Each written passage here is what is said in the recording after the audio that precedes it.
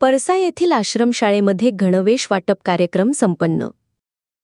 हदगाव तालुक्यात निसर्गरम्य परिसरात आकर्षक असलेल्या भाग्योदय बहुउद्देशीय शिक्षण संस्था प्रसारक मंडळ, पळसा तालुका हदगाव संचलित प्राथमिक, माध्यमिक व उच्च माध्यमिक आश्रमशाळा पळसा यांच्या वतीने जीवनांकुर सेवाभावी संस्थेच्या माध्यमातून शाळा परिसरासह रोडलगत वृक्षारोपण करीत स्वातंत्र्य दिनाचा औचित्य साधून विद्यार्थ्यांना नव्या उत्साहाने शिक्षणासाठी प्रोत्साहन मिळावे या हेतूने गणवेश वाटपाचा कार्यक्रम मंगळवार 12 ऑगस्ट रोजी उत्साहात पार पडला.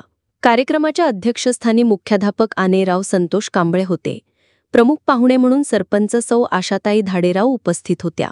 यावेळी प्रमुख उपस्थितीत माजी ग्रामपंचायत दीपकराव पाटील, नाना मस्के, सामाजिक कार्यकर्त्या सविताताई निमडगे, माजी उपसरपंच डॉक्टर पिराजी पवार बाभुळकर, प्रभाकर दहिभाते तसेच मुख्याध्यापक एस.एन. कांबळे सर यांचा समावेश होता. कार्यक्रमाचे सूत्रसंचालन सदाशिव आवरादे यांनी केले. यावेळी सामाजिक कार्यकर्त्या सविता निमडगे यांनी विद्यार्थ्यांना सध्याची परिस्थितीनुसार विविध विषयांवर मार्गदर्शन केले, तर श्री एस.एन. कांबळे यांनी मधुर असे गीता कोणास सांगू अर्जुना आज नाही हे गीत गाऊन उपस्थितांची मने जिंकली.